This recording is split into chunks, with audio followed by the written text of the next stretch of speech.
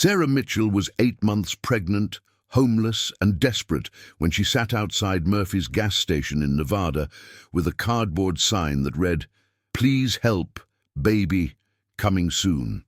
For 3 days, she'd watched people walk past without stopping. Businessmen checking phones, mothers pulling children away, travelers pretending not to see her swollen belly or trembling hands. Then Marcus "Ghost" Callahan pulled his Harley into that parking lot at 6:47 a.m. Something about how Sarah protected her stomach reminded him of a promise made 17 years ago to a dying friend. If you ever see someone who needs protecting, you protect them. He didn't just offer money. He made a phone call. Within 20 minutes, 50 motorcycle engines filled the desert air as the Iron Vow MC arrived. A brotherhood of veterans who'd learned that honor means keeping promises the world forgot.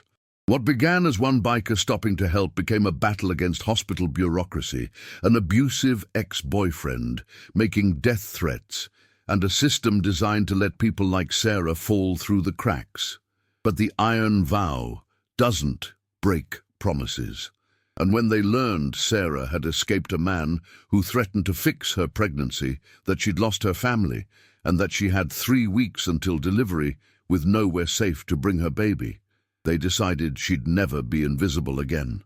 This is the story of how one desperate plea for help became 50 voices that refused to be silent, and how a woman who'd lost everything found a family that proved courage doesn't always roar. Sometimes it arrives on 2 wheels, carrying thunder and the weight of promises that refuse to die. The Nevada sun hadn't burned away the morning chill when Sarah Mitchell pressed her back against Murphy's gas station wall, 8 months pregnant and 3 days invisible.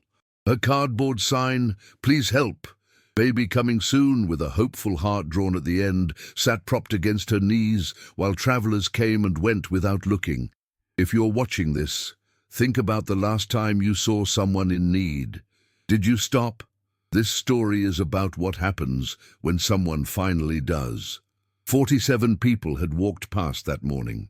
Sarah had stopped counting rejections weeks ago, but the numbers still registered. Businessman in grey suit checking his phone, mother pulling children away from the pregnant homeless girl, teenagers laughing as they climbed into a truck. Each rejection carved a little deeper into the hollow space where hope used to live. Her stomach cramped. Not contractions yet, but the baby was restless. She placed both hands over her belly and whispered, "I'm trying, sweetheart. I promise." The baby kicked in response, a flutter that was both beautiful and terrifying. 3 weeks left, the clinic nurse had said before the clinic closed. 3 weeks to find shelter, safety, medical care, and a way to bring life into a world that had proven it didn't care if either of them survived. Sarah closed her eyes against memories of Daniel, the boyfriend whose sweet words turned to fists, who told her he'd fix the pregnancy if she didn't obey. She'd left him 4 months ago with nothing but the clothes she wore and the life growing inside her. Her parents had made their position clear. "You made your choices, Sarah." The line went dead before she could say she was pregnant. The sound of a motorcycle engine cut through morning air. Marcus "Ghost" Callahan was 42, 6'3", with a grey beard and eyes that had seen too much in Afghan deserts to ever look away from suffering. He'd spotted Sarah from the highway, a small figure against brick, holding her stomach protectively. Something about her posture made him signal and pull off. He stood 10 feet away, studying her with the careful assessment of someone who'd learned to read people where misreading them got you killed. "When did you last eat?" Sarah looked up, startled. "Yesterday. Someone left half a sandwich." Marcus nodded once, then walked into the store without another word. Sarah's heart sank. She'd seen this before. The initial interest, then the quick escape. She pulled her knees up as much as her belly allowed and rested her forehead against them. 3 minutes later, Boots approached. Marcus set down 2 plastic bags. Turkey sandwich, orange juice, protein bars, water, bananas. He crouched to her level, leather vest creaking. The patches read, "Iron Vow MC, Nevada Charter," and sergeant-at-arms. "I'm Marcus. You got a name?" "Sarah." Her voice cracked. "I don't have money to pay you back." "Didn't ask for money." He gestured to the food. "Eat first, then we talk." Sarah's hands trembled unwrapping the sandwich. By the third bite, tears streamed down her face. Marcus sat beside her against the same wall and pulled out his phone. "Got a question, Sarah. You running from someone or just running out of options?" "Both." "He hit you?" She nodded, unable to speak. "You know you're pregnant." "It's why I left." "He said he'd make sure I lost it if I didn't do what he wanted." Marcus's jaw tightened, but his voice remained calm. "You got family, friends, anywhere safe?" "No one." Marcus pressed dial. It rang twice before a sharp, alert woman's voice answered. "Ghost, what's wrong?" "Teresa, I need you to call the brothers, all of them. Murphy's gas station, Route 93 junction." He paused, glancing at Sarah. "We got a situation. Pregnant woman, homeless, running from an abuser. Maybe 3 weeks from delivery. No medical care, no shelter, no family." Silence then. "Give me 20 minutes. Marcus hung up and stood, offering his hand. "You're not invisible anymore, Sarah. Not on my watch." The sound of a single motorcycle starting was soon joined by another, then another. Within 15 minutes, the distant thunder of approaching bikes rolled across the desert like a storm, answering a prayer whispered too quietly for heaven to hear alone. The rumble started as a vibration felt before heard, a deep bass note traveling through ground and up Sarah's spine where she sat finishing the sandwich Marcus had bought. Then they appeared on Interstate 15, chrome catching early light like signals across the wasteland. 2 bikes, then 4, then a flood. 50 motorcycles pouring toward the gas station, creating a symphony of power that made the air vibrate. Sarah pressed harder against the wall, heart hammering. But as the Iron Vow MC rolled into formation, engines throttling to collective idle, she realized this wasn't a gang. This was something that moved with military precision and the purpose of people who'd already decided she mattered before seeing her face. The lead bike, a massive black Harley, pulled beside Marcus. The rider was a woman in her mid-40s with steel-grey hair in a braid, wearing leather identical to Marcus's. She killed her engine and clasped his forearm in warrior's greeting. "Ghost, you called the full charter for one person?" "For one person who needs 50. Marcus gestured toward Sarah. "Teresa, meet Sarah Mitchell." "Sarah, this is Teresa Rodriguez, our road captain." Teresa's dark eyes swept over Sarah with clinical assessment. 8 months? Sarah nodded. "Medical care?" "Free clinic. It closed 2 weeks ago." Teresa's jaw tightened. She turned to the assembled riders, forming a semicircle. "Martinez, you're still nursing at Desert Springs Memorial?" A younger woman with kind eyes raised her hand. "ER rotation this month. Can you get her in for full workup today?" "Administrator will fight me on insurance." "Then we fight the administrator." Teresa's voice carried absolute certainty. "We've got a pregnant woman who's been sleeping rough for months. She needs blood work, ultrasound, nutritional assessment. And if they try to turn her away, they'll have 50 witnesses and 2 lawyers documenting every word." A man in his 60s with reading glasses hanging from his vest spoke up. "Actually 3 lawyers. I kept my license active for situations exactly like this. This is Douglas County, Nevada, Saturday morning, October 25th, 2025. 50 people are learning Sarah's story for the first time. Before noon, they'll have changed her life forever." Marcus crouched beside Sarah again. "You good to ride in a van? Doc Patterson's got his pickup. We'll make it comfortable, get you to the hospital." "I can't pay for any of this." Sarah's voice barely whispered. "I don't understand why you're helping." An older rider, weathered skin, white beard, eyes that had seen combat, stepped forward. His vest read "Doc" beneath military insignia. "Desert Storm, 91, got hit by shrapnel outside Kuwait City. Kid who couldn't have been 20, dragged me 200 yards under fire to medevac.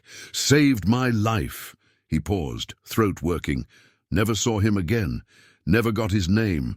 Spent 30 years wondering how to pay that debt. Found out you can't pay it backward, only forward.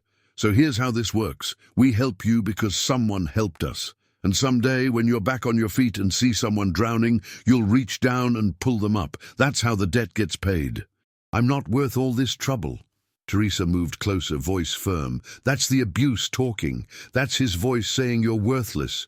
But you're 8 months pregnant. You escaped a man who threatened your baby. You survived streets alone, and you're still fighting for that child. You know what we call that? Courage. Pure courage.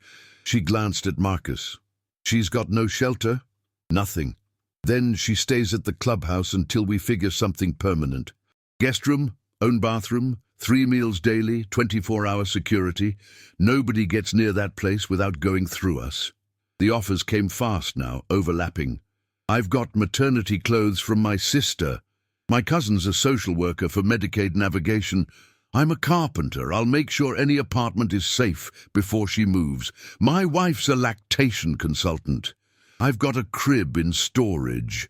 Sarah covered her face, overwhelmed. Marcus stood and held up one hand. Instant silence followed. Respect, not fear.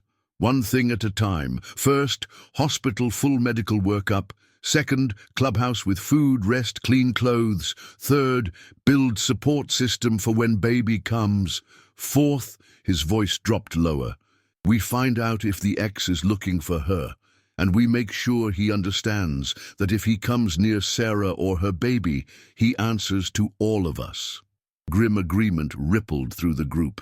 Teresa typed into her phone, texting Martinez the details.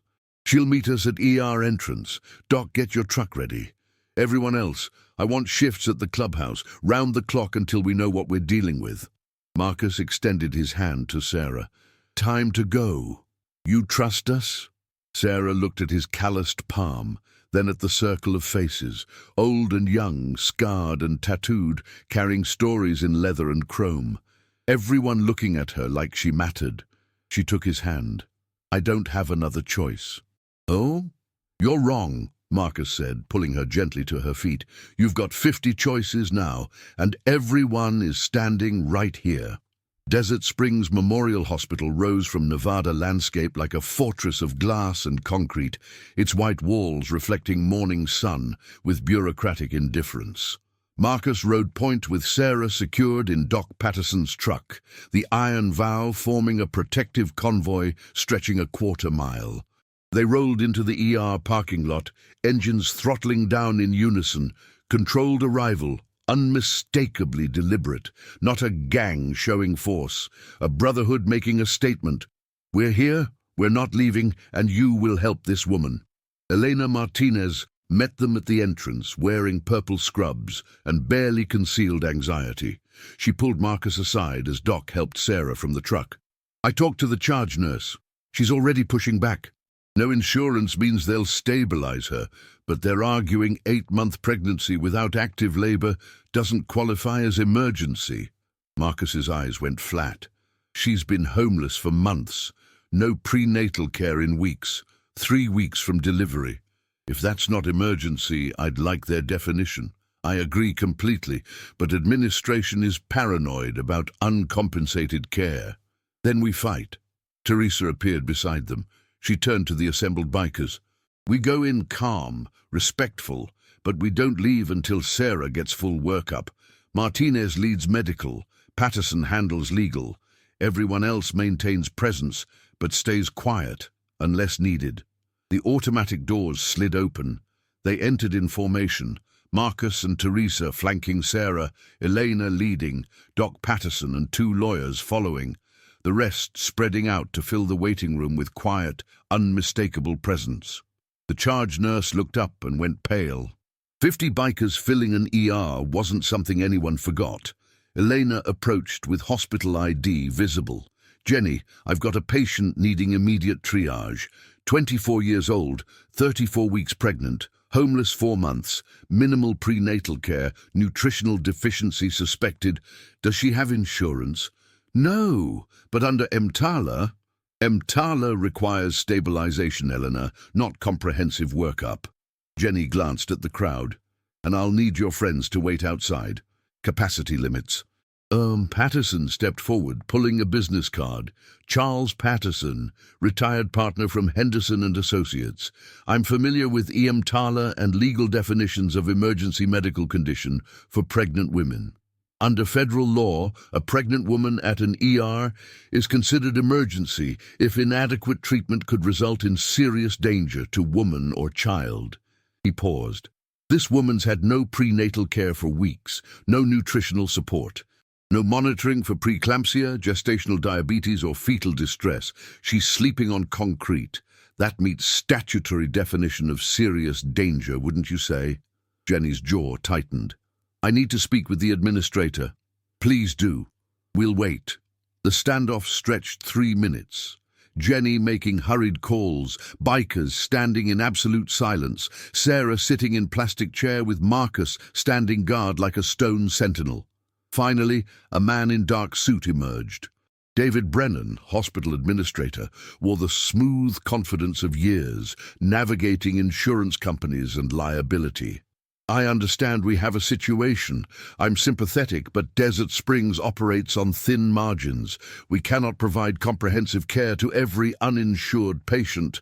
How much? Marcus's voice cut through like a blade. Excuse me?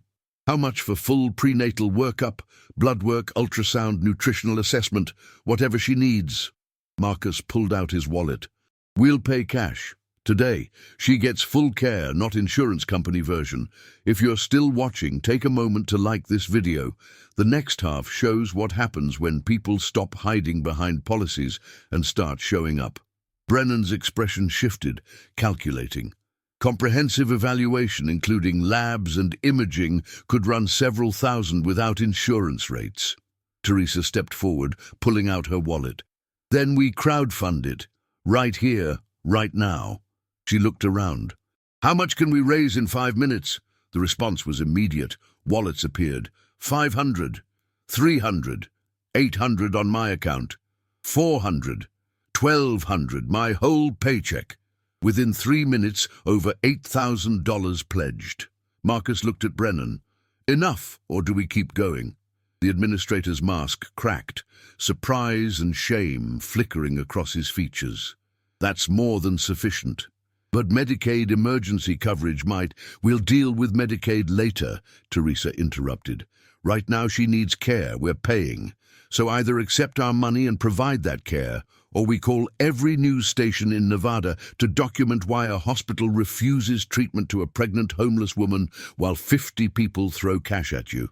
Patterson added quietly, refusing care now, after we've offered payment, would be extremely difficult to justify in any legal proceeding. Brennan looked from lawyers to bikers to Sarah, tears streaming silently. Something shifted in his expression, bureaucrat giving way to human. Jenny, get her into exam 4. Full workup. I'll authorize orders myself. Page Dr. Okafor from OB-GYN. Tell her it's priority. Eleanor moved to Sarah's side. Come on, honey, let's get you taken care of. As they wheeled Sarah back, she looked at Marcus and Teresa and the sea of faces. I don't know how to thank you. You already did, Marcus said quietly. You survived. You kept fighting for your baby. That's thanks enough. The bikers settled into the waiting room, not leaving, repositioning, making clear they weren't going anywhere until Sarah was cared for.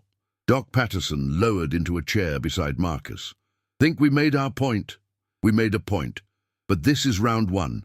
Hospital stabilizes her, runs tests, tells us what we're dealing with. Then comes the hard part, building the life she needs for when that baby arrives. Outside, the Nevada sun climbed higher. Inside, 50 people who'd been strangers an hour ago settled in to wait.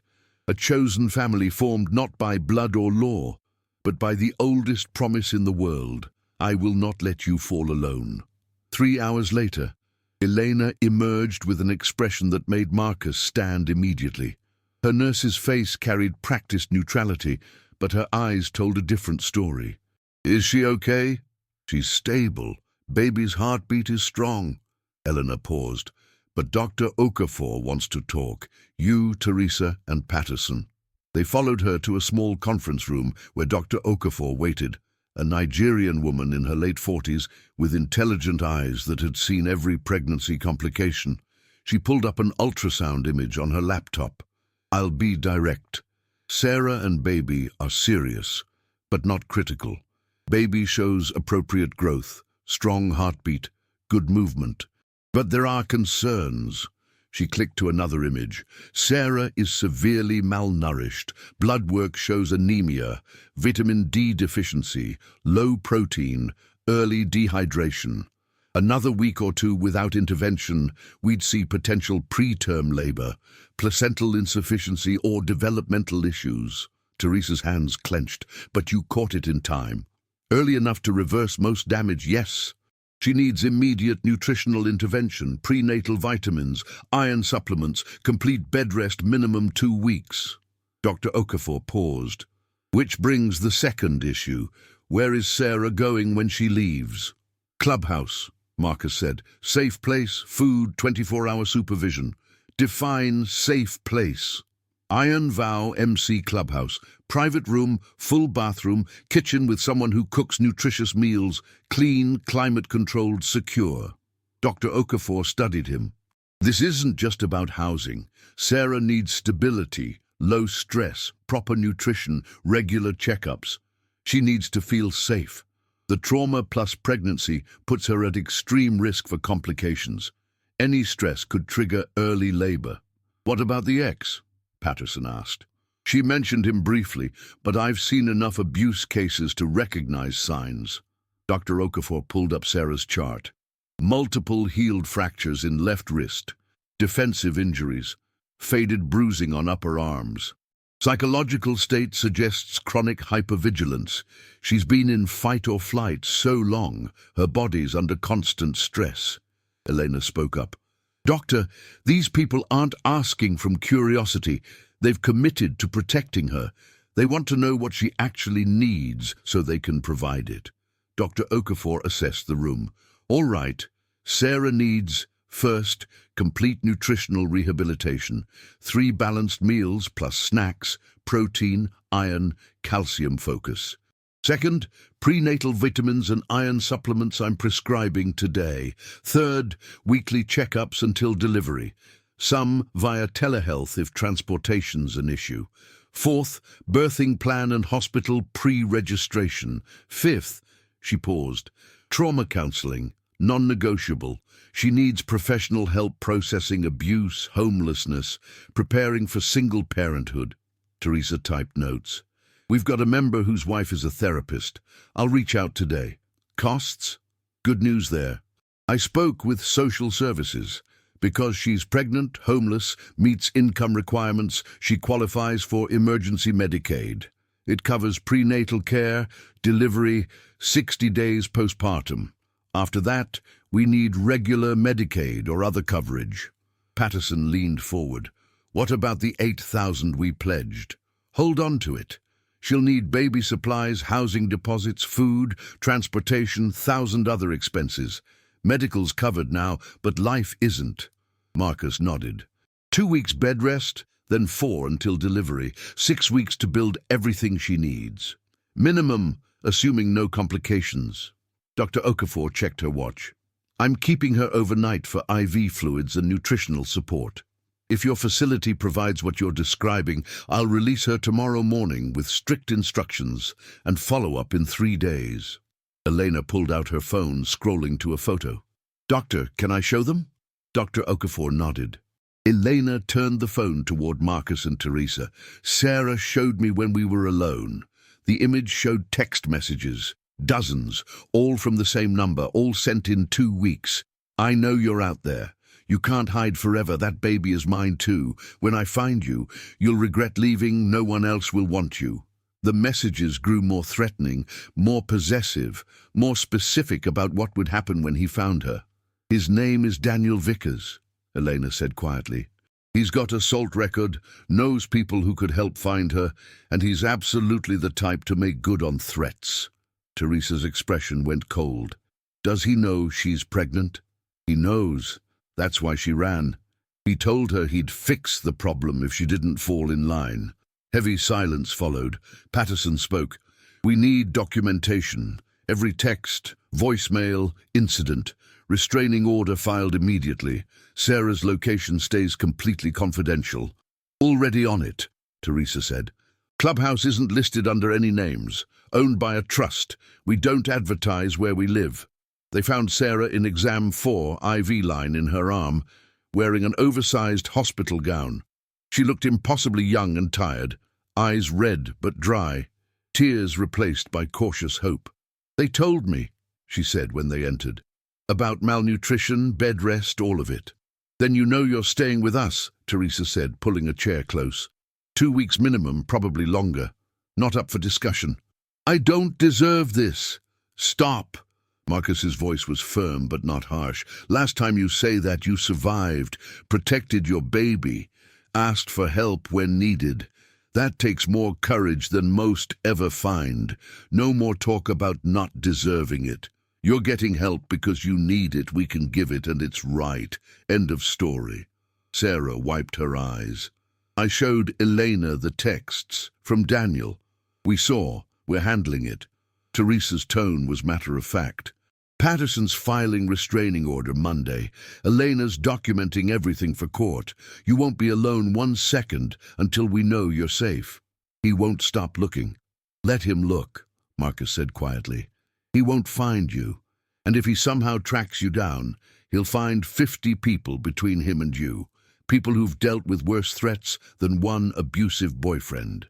People who've survived war zones and everything in between. He leaned forward.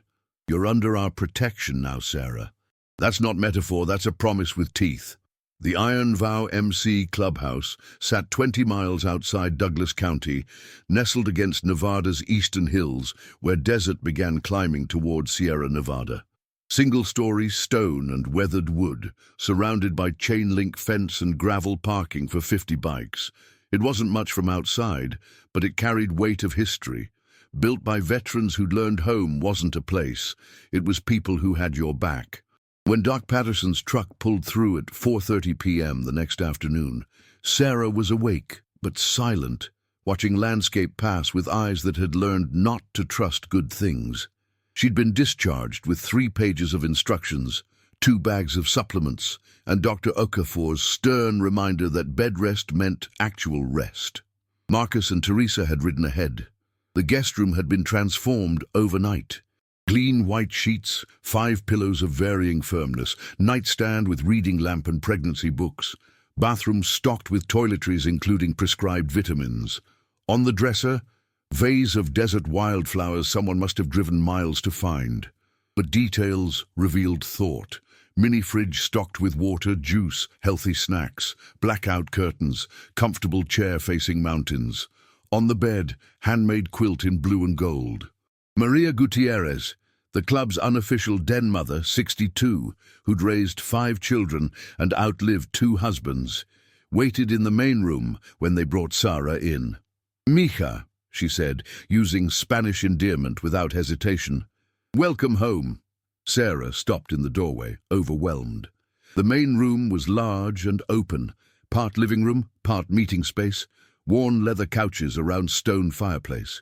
Motorcycle memorabilia covered walls, patches, charity ride photos, memorial plaques.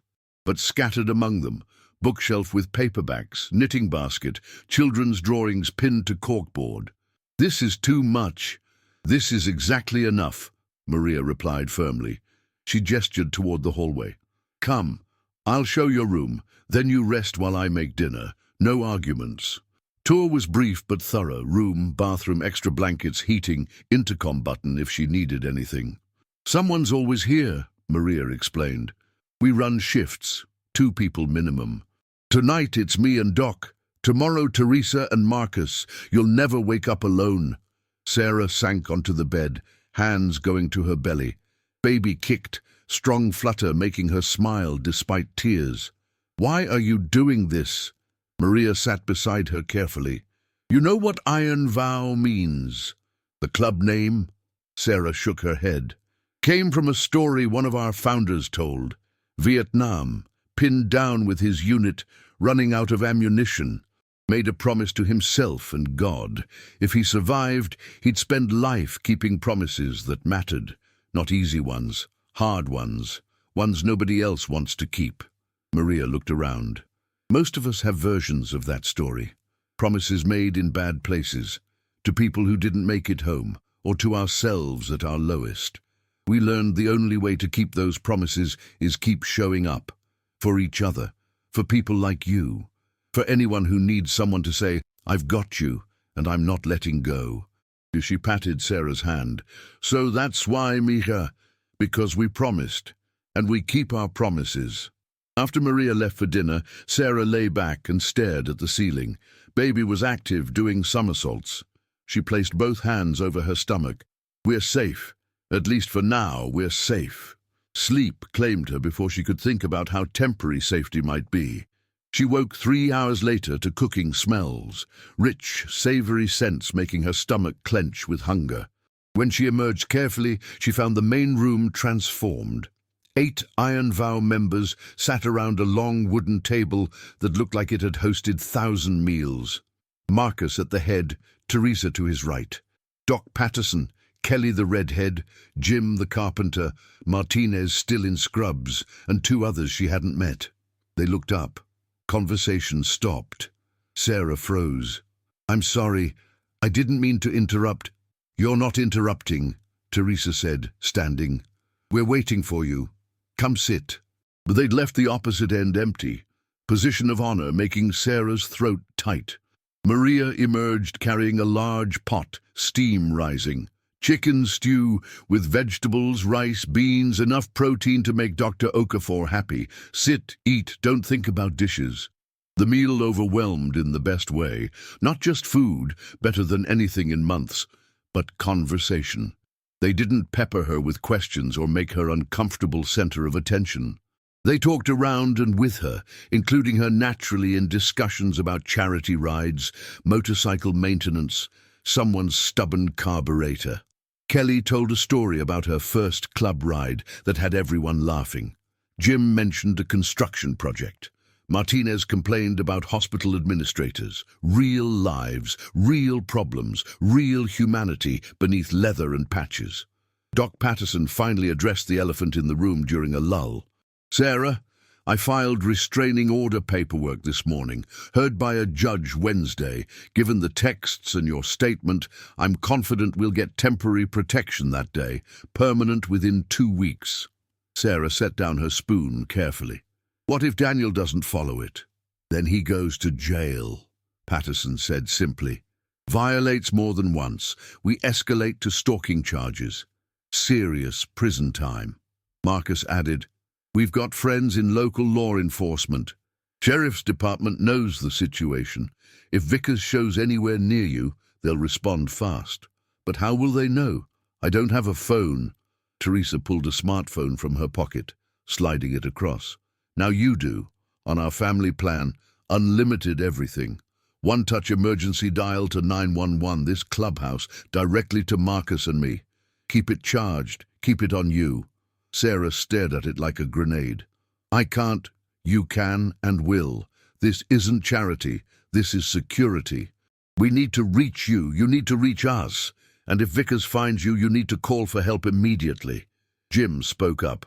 "Also, I started looking at apartments today. Found 3 possibilities. Ground floor, good locks, decent neighborhoods, close enough we can check regularly. Want to see photos after dinner?" "Apartments cost money. I don't have..." "Club's paying first month, last month, security deposit," Marcus interrupted. "You can pay back later if you want, but right now we're not arguing. You need safe place when baby comes. We're making sure you have one." Kelly added, "And I dropped off 3 boxes of maternity clothes this afternoon, in your room. My sister said take what fits, donate the rest." Martinez pulled out a folder. "I made you a calendar. All your doctor's appointments for next 6 weeks, plus vitamin and medication reminders. I'll drive you to appointments on my days off." Maria brought out dessert, apple pie that filled the room with cinnamon warmth. "Made this afternoon while you were sleeping. You need to gain weight, Mija. Dr. Okafor's orders." Sarah looked around the table at faces that had been strangers 24 hours ago, people who'd rearranged their lives, opened their home, spent their money, and committed their time to someone they didn't know. "I don't understand," she whispered. "I'm nobody." Marcus set down his fork and looked at her directly. "You're not nobody, Sarah. You're somebody who needed help and had the courage to ask for it. You're somebody who protected her baby even when it meant losing everything else. You're somebody who survived when the world told you to give up." He paused. "And now you're somebody with 50 people standing behind you. That's not nothing, that's everything." Teresa raised her water glass. "To Sarah, and to the baby who's going to be born into a family that chose each other."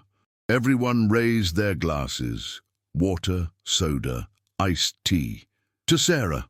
Sarah covered her face and cried, not from grief this time, but from the overwhelming realization that invisible didn't have to be forever. That sometimes, when you're at your lowest, the thunder you hear in the distance isn't a storm coming to destroy you. Sometimes it's 50 people arriving to prove you were never meant to face the darkness alone. Want to see what happens when Daniel finds out where Sarah is? Chapter 6 shows the moment the restraining order gets served, and his terrifying response. Keep watching. The restraining order was served to Daniel Vickers on Wednesday morning at 9:47 a.m.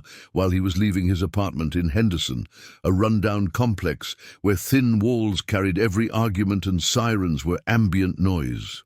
The process server was a woman in her 30s who'd learned to read violence in men's eyes, and what she saw when Daniel opened that envelope made her hand drift toward the pepper spray on her belt. Daniel was 31, but looked older. The kind of aging that comes from anger eating you from inside, lean and wiry, with tattoos crawling up his neck and hands that had left marks on Sarah's skin too many times to count.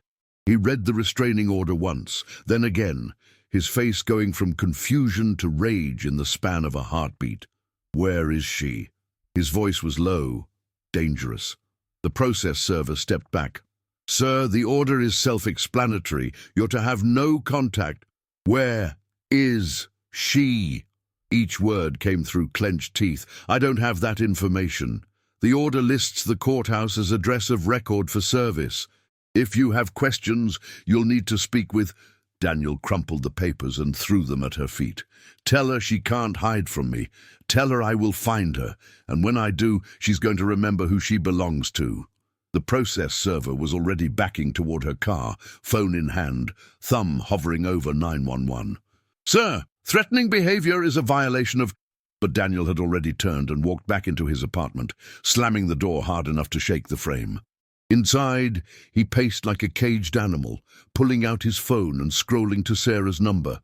It rang once before going to automated message. "The number you have dialed is no longer in service." He tried again. Same result. He tried calling her parents. Blocked. Her old friends, nobody had heard from her. Then he opened social media and started searching. Sarah Mitchell, Henderson, Nevada. Sarah Mitchell pregnant. Sarah Mitchell homeless. Each search yielded nothing. No recent posts, no tagged photos, no trail to follow. But Daniel Vickers had spent 3 years controlling Sarah's life, and he'd learned her patterns. She was predictable when scared. She'd go somewhere she felt safe, somewhere with people, and she'd need medical care for the pregnancy. He pulled up a map of hospitals and clinics in the area, marking each one. Then he started calling, using the voice he reserved for sounding concerned rather than threatening. "Hi, I'm looking for my girlfriend, Sarah Mitchell. She's pregnant, about 8 months, and I'm worried because we had a fight and she left.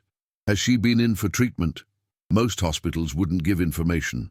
But on the 6th call, a receptionist who was new and didn't know better said, "We can't discuss specific patients, but if you're family, you might try calling back during—" That was enough.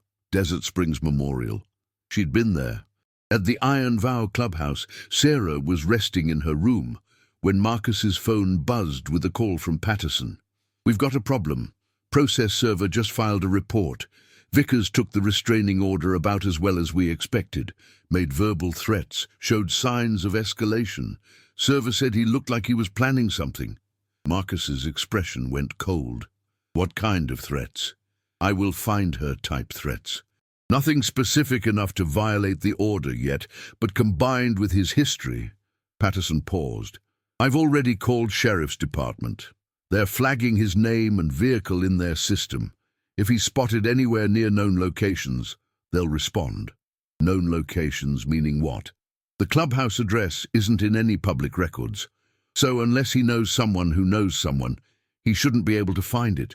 But the hospital is a concern. He could stake it out, follow her if she has an appointment. Marcus was already moving toward the main room, where Teresa was reviewing the week's schedule. We've got a situation. After Patterson relayed the details to both of them, Teresa immediately went into tactical planning mode. All right, here's what we do. First, Sarah doesn't leave this property without 2 escorts minimum. Second, we vary routes to and from any appointments. Third, we move her doctor visits to telehealth wherever possible. Fourth, she looked at Marcus, we put the word out to every charter within 200 miles. Get Vickers' photo circulated. If he shows up anywhere near biker-friendly establishments, we'll know. Marcus nodded. And we talked to Sarah. She needs to know he got the order and didn't take it well. They found her in the kitchen with Maria, learning how to make the nutritional smoothies Dr. Okafor had recommended. Sarah took one look at their faces and set down the blender. He knows, doesn't he? Marcus pulled out a chair. Restraining order was served this morning. He made threats to the process server. Nothing that violates the order yet, but we're taking it seriously. Sarah's hands started trembling. He's going to find me. I know how he thinks. He won't stop until... Hey! Teresa moved to her side, voice firm. Look at me. He's not getting near you. We've already doubled security, coordinated with law enforcement, and we're about to put his face in front of every club in Nevada. He can't move without someone seeing him. You don't understand what he's like when he's angry. Actually, we do, Marcus said quietly. Half the people here have dealt with men like Vickers, some of us in combat zones, some in prison systems, some in the civilian world. We know the type. And here's what they all have in common. They're dangerous when they catch you by surprise or alone, but when you've got backup, training, and people who refuse to be intimidated, they're just angry men making threats they can't follow through on. Sarah wanted to believe him, but 4 months of looking over her shoulder had taught her that Daniel didn't need much to be dangerous, just opportunity and anger. That night, Sarah lay in bed staring at the ceiling, while Maria sat in the main room doing crossword puzzles. The first shift of increased security. The baby was quiet for once, maybe sensing its mother's fear. Sarah's phone, the one Teresa had given her, buzzed with a text. It was from a number she didn't recognize. Restraining order doesn't mean shit. I'm coming for what's mine.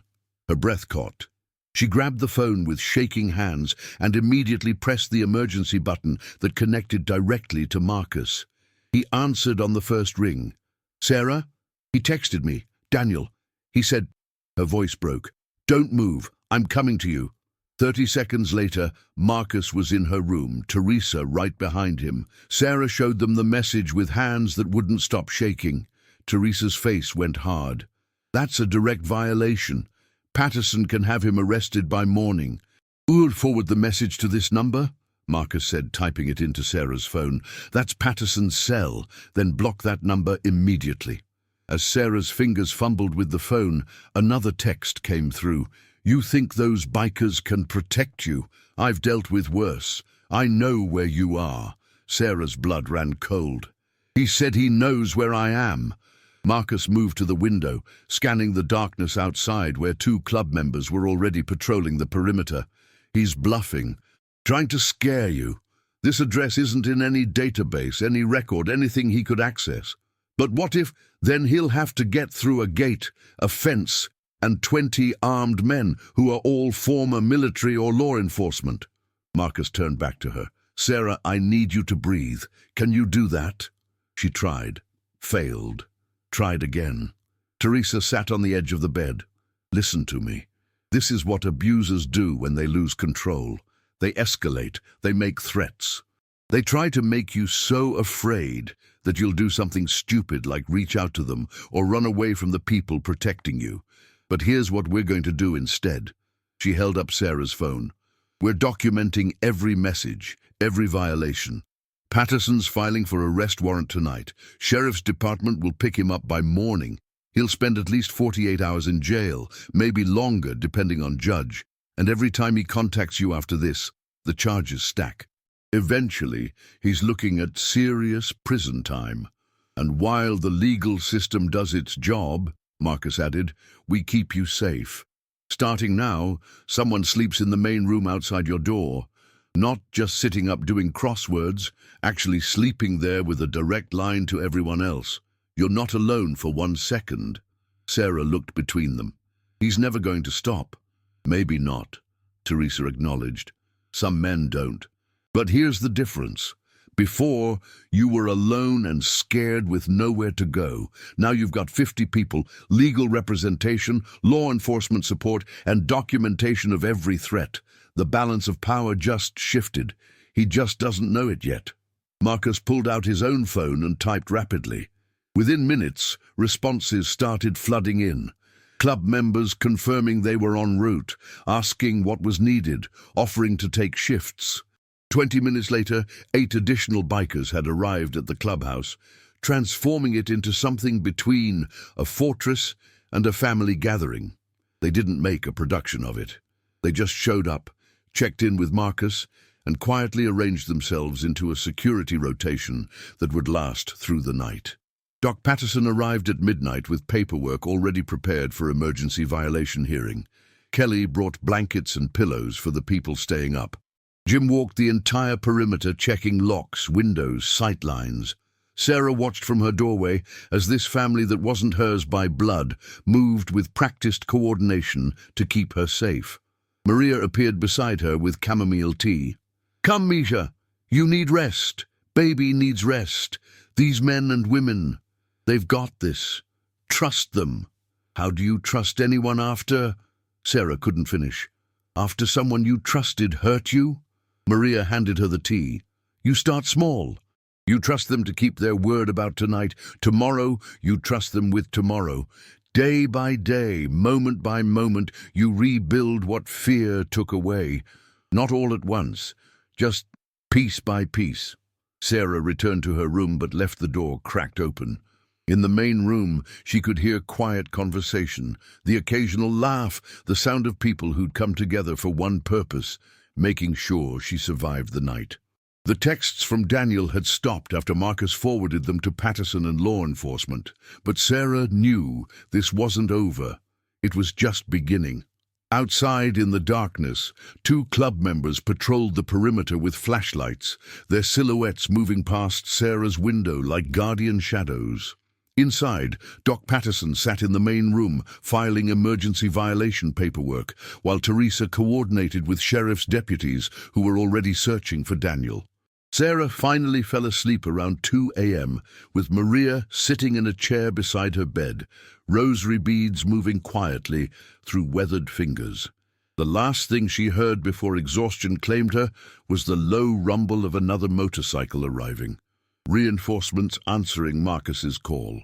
When morning came, she would learn that Daniel had made a critical mistake. Threatening her via text had given law enforcement exactly what they needed: documented violation, trackable phone location, and probable cause for immediate arrest. The hunt was already on.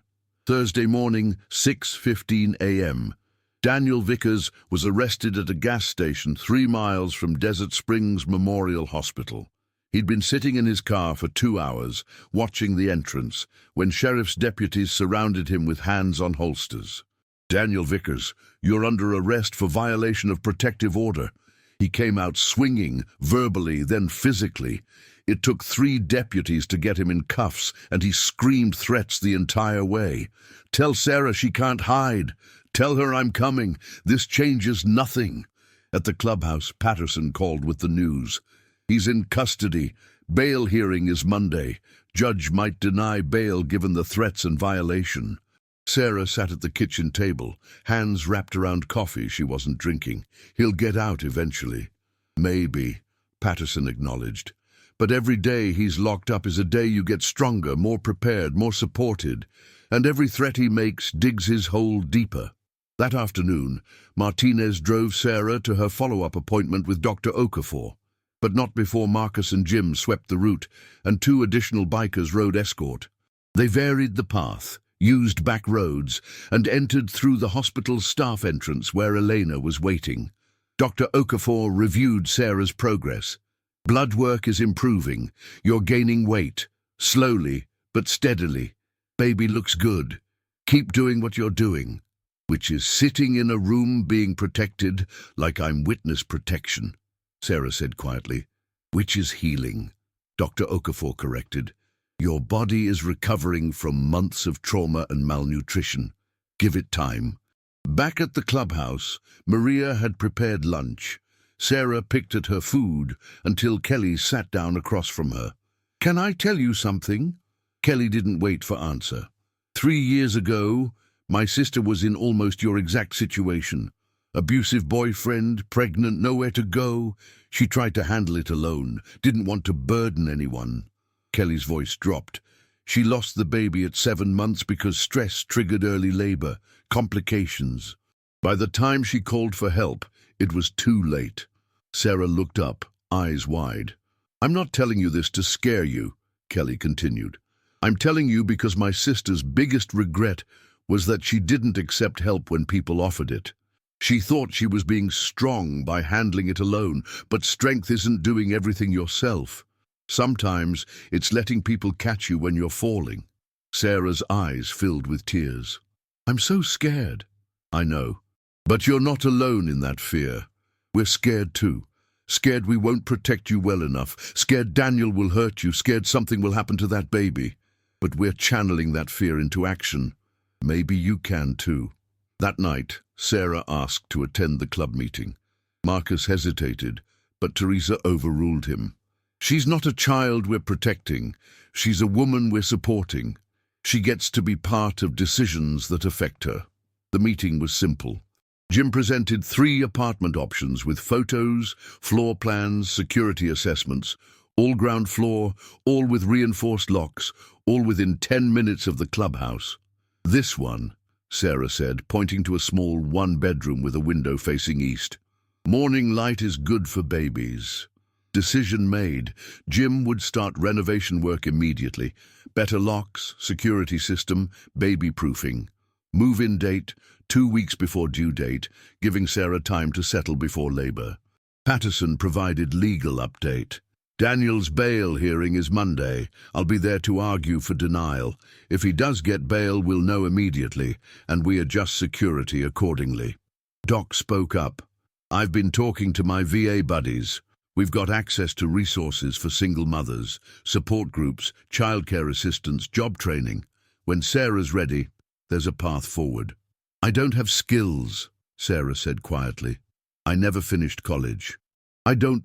You survived 4 months, homeless and pregnant, Teresa interrupted. You protected your baby against impossible odds. You had the courage to ask for help. Those are skills most people never develop.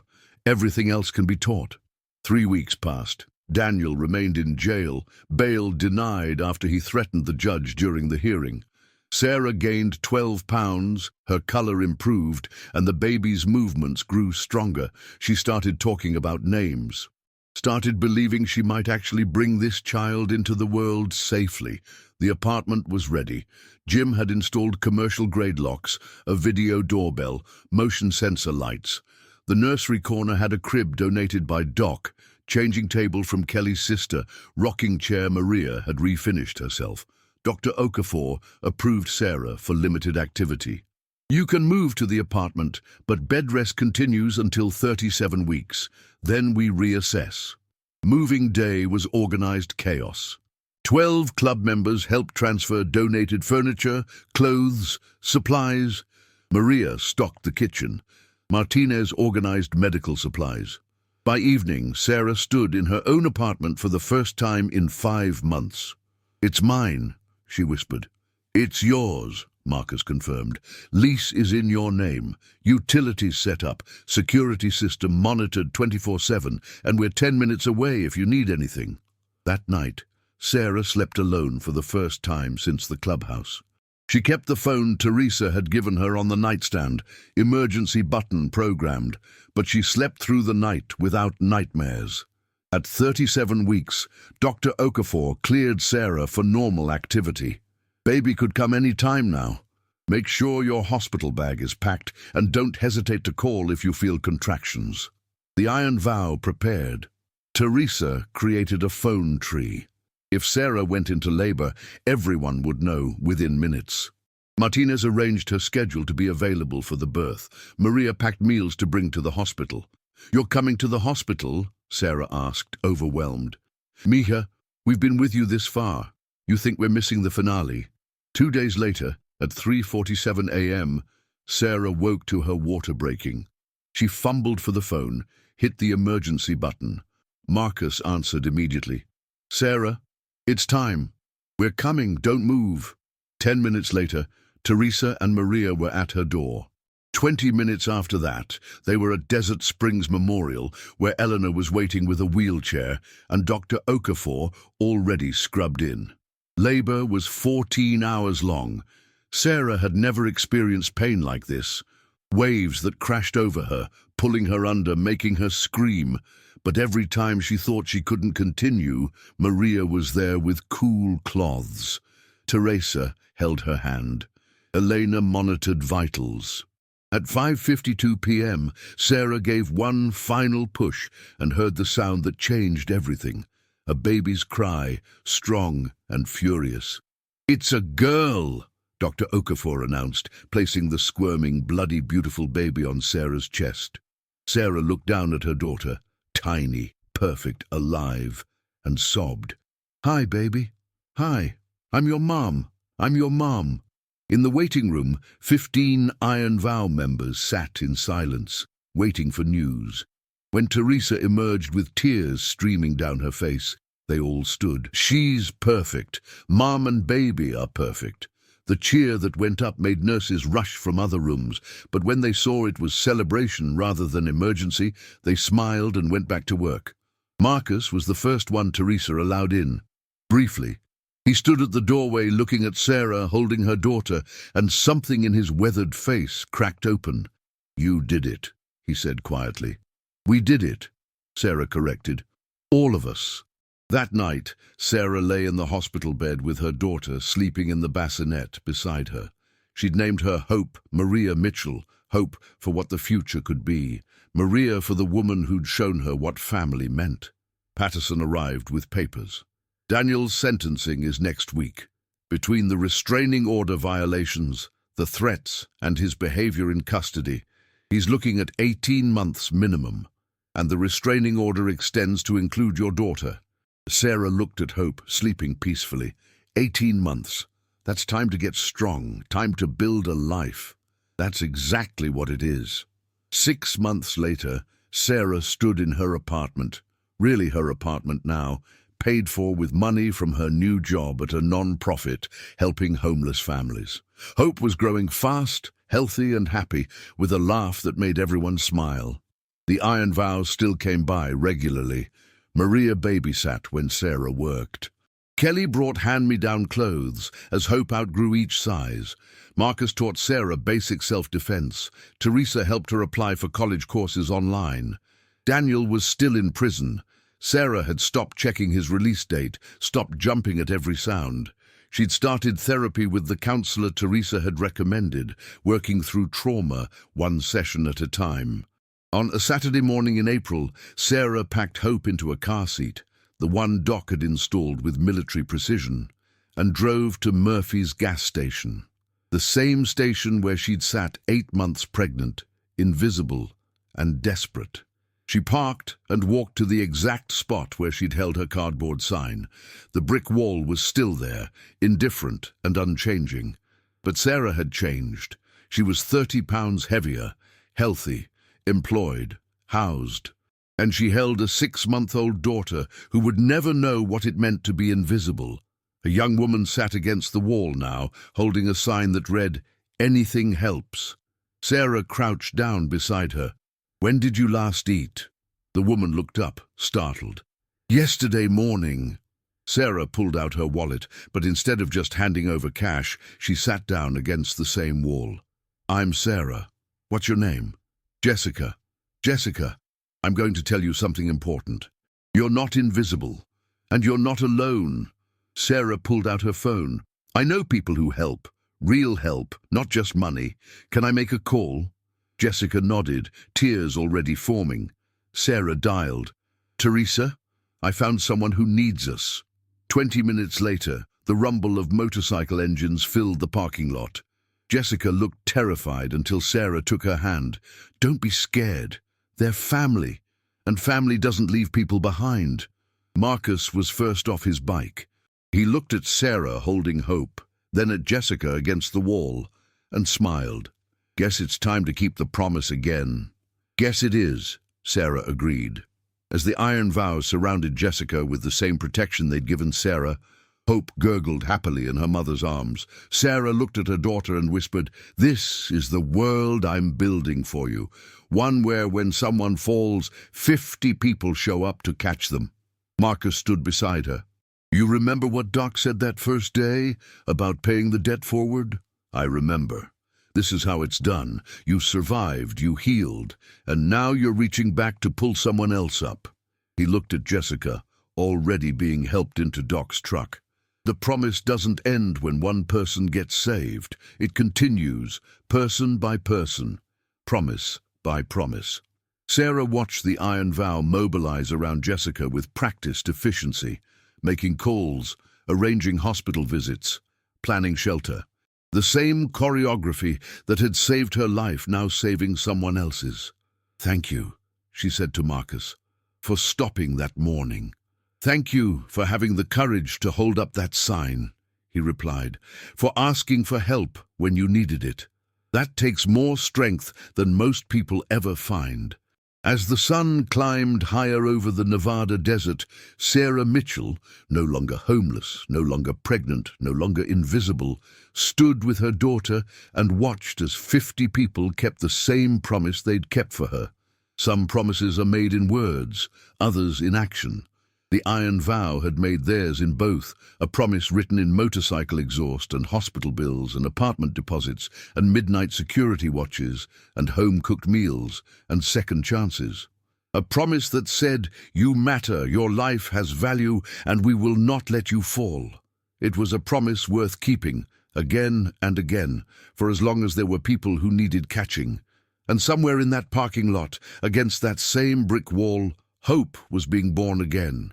Just like it had been born for Sarah 8 months ago, when a man on a Harley decided that one person's suffering mattered enough to call 50 others. The debt was paid forward. The promise was kept. And the thunder of engines in the distance would always mean the same thing. Help is coming. Thank you for watching this story. If it moved you, please subscribe to see more stories about ordinary people doing extraordinary things. Because sometimes the greatest heroes don't wear capes. They wear leather, ride motorcycles, and show up when the world looks away.